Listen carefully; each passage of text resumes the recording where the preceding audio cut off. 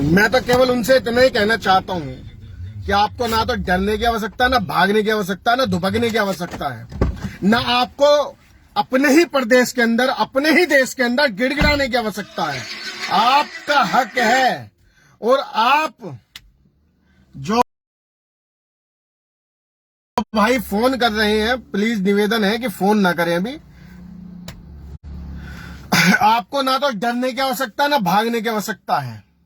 लोनी के जितने मेरे साथी हैं, जितने मेरे भाई हैं जो कह रहे हैं आप फोन करें, केवल 150 युवा के कार्यकर्ता जो हमारे लोनी के अंदर हैं, वो 20 मिनट में आपके पास पहुंचेंगे, मात्र 20 मिनट में आपके पास।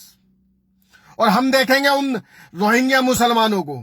अरे ये ठेली पटरी वाले, ये साले कचरे बीनने वाले, अगर तुम इन लोगों से भी डरोगे हैं तो फिर जाओगे कहां? कौन सा देश तुम्हें अपनाएगा? कौन सी धरती पे रहोगे? कहां पर रहोगे? ये बताइए ना।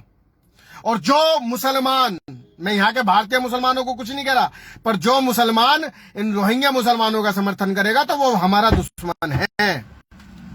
उसे भी हम उसी कैटेगरी में देखेंगे जिस कैटेगरी में हम रोहिंग्या मुसलमानों को देखते हैं। और कोई भी व्यक्ति इनके समर्थन में आता है तो मानो हमारा दुश्मन है। जैसे कि बहुत से विधायक हैं दिल्ली के, आम आदमी के, जो आजकल डेरा, इन लोगों का डेरा टूट जाता है, जो डेरा डालते फिरते हैं, तो उनसे भी कहना चाहता हूं कि हिमायती पहले पिटेगा हमारे यहाँ। जो हिमायती में इनके में आएगा उसकी पहले पिटाई होगी।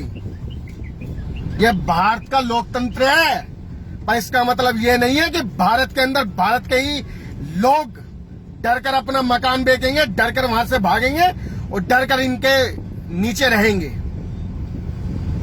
मैं आप लोगों से इतना ही कहना चाहता हूं साथियों कि भागने की कोशिश से अच्छा है लड़कर उन्हें हराने की चेष्टा करें, दम दिखाएं।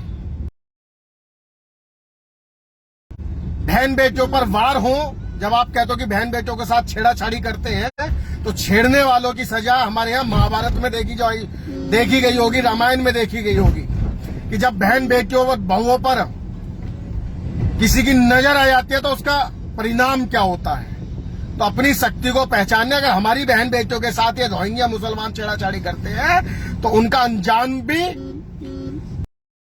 बद से बदतर होना चाहिए। और इसमें कोई भी आपको रोक नहीं सकता, कोई कानून नहीं रोक सकता। अगर कानून आपको सुरक्षा मुहैया नहीं कर पाता तो आपकी पूरी जिम्मेदारी है कि अपनी बहन बेटियों के हक में, उनकी सुरक्षा में आप जो कदम उठा सकते हैं वो कदम उठाइए। और हर उस कदम में कृष्णा त्यागी आपके साथ खड़ा है, उसकी पूरी टीम आपके साथ खड़ी है, पूरी लीगल टीम आपके साथ खड़ी है। सब चीज मुफ्त आपको मुहैया कराई जाएगी। आपको डरने की और भागने की आवश्यकता नहीं है। कहां तक भागेंगे, कहां तक डरेंगे?